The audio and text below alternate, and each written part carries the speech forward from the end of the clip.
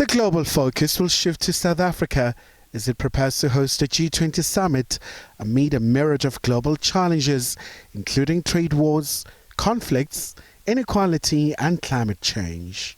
Preparations are in full swing at the Nasrec Expo Center south of Johannesburg, where world leaders from the richest countries will meet.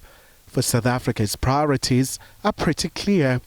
We expect the summit to make a clear political commitment to address debt vulnerabilities that low-income and middle-income countries are suffering under at the moment.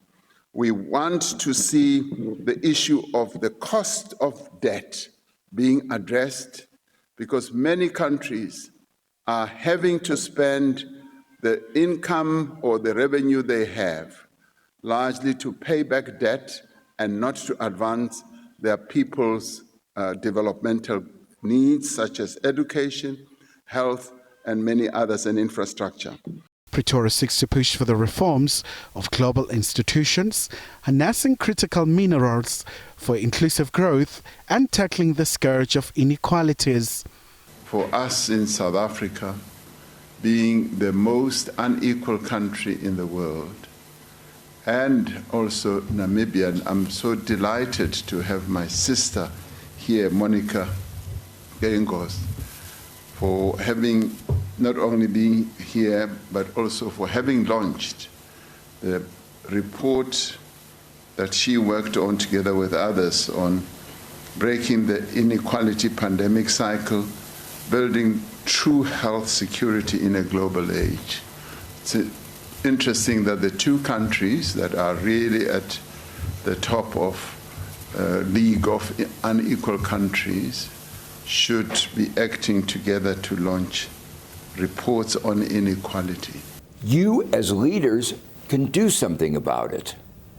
But that's this, and the second message is, if you're going to do something, do it on the basis of facts and our understandings of the sources, the dimensions, the interrelations, the consequences, what we know from what has worked and what has not in various contexts. Every place is different, but so we're not going to tell any particular country, but we can, this panel can say, this has worked, this has failed, this is the reason this has failed.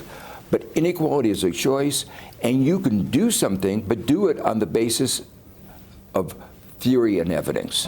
US President Donald Trump has indicated that he won't come to the historic event.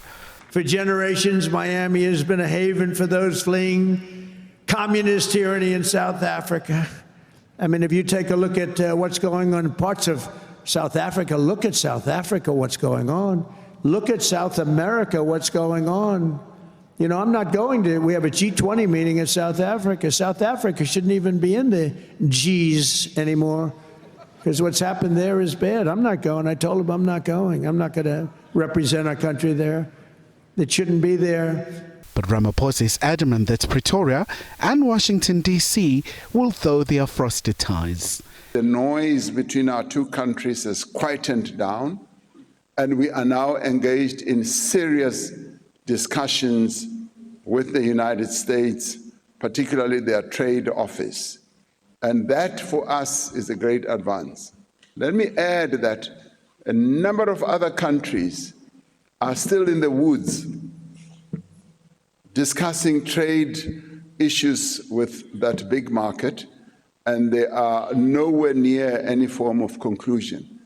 Khumalo, SABC News, Johannesburg.